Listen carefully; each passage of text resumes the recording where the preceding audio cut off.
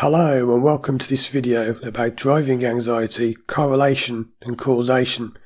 This is one of the biggest mistakes people make, both therapists and clients, when it comes to getting rid of the fear of driving. So in this video I'm going to explain what it is and why you need to avoid it. My name's Paul and I work online with people all over the world to help them overcome their fear of driving.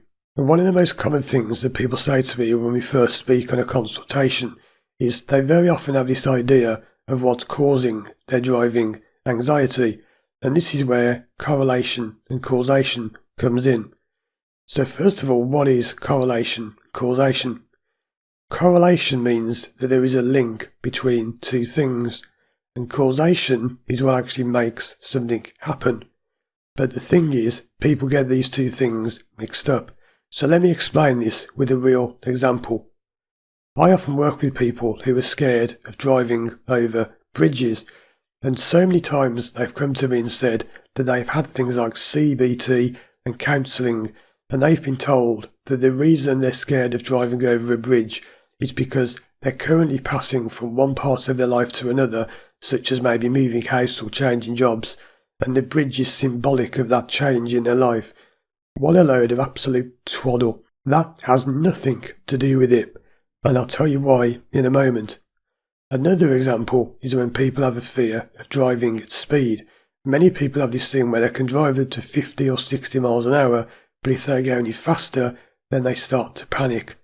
And they've often been told, again by people who do CBT, counselling, doctors and whatever, they've often been told that it's symbolic because when they drive fast, it means that they're living their life too fast and they just need to slow down their life and then they'll be able to drive faster. This is a load of rubbish. It has got absolutely nothing to do with that, and let me explain why. You see, those are logical, rational explanations, and driving anxiety is not a logical thing. It lives in your unconscious mind, and therefore no logic will work, because while your rational, conscious thinking mind likes logic and order, your unconscious mind or subconscious mind likes chaos and bedlam, and nothing makes any sense. So you see, correlation and causation is when you're falsely linking something to something else. There is a great example of this with an experiment that's been done many times over the years with animals. So they'll get an animal, something like a mouse or a cat or a dog or whatever, and they'll put it into a small room with a button on the floor. Whenever the animal treads on that button, somebody will release some food into the room, and the animal starts to think, hey, every time I stand on that button, I'm going to get fed. And they do it over and over and over, and then they stop releasing the food when the animal steps on the button. And the animal gets confused and presses the button more and more, because you see the animal has linked the button to the food when it's actually got nothing to do with it. So one of the biggest mistakes you can make when it comes to overcoming your fear of driving is to try and logically think of an explanation. That is not how you do it. Even if you watch my videos, you may have heard me talk frequently about finding the root cause.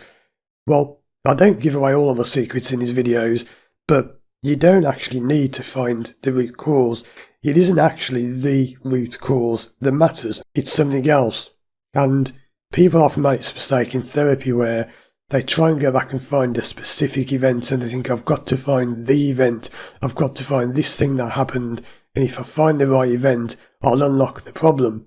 No, because that itself is incorrect.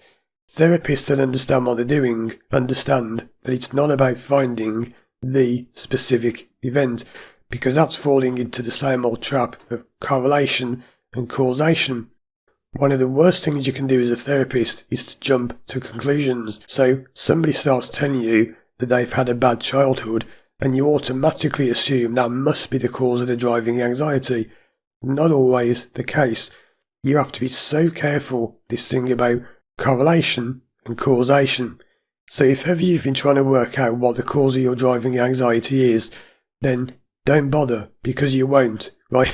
I can promise you, no matter how much you sit there thinking, what happened that made me like this, you won't find it, because first of all, that isn't what you need to find anyway, And secondly, you're thinking logically, and this is not a logical thing.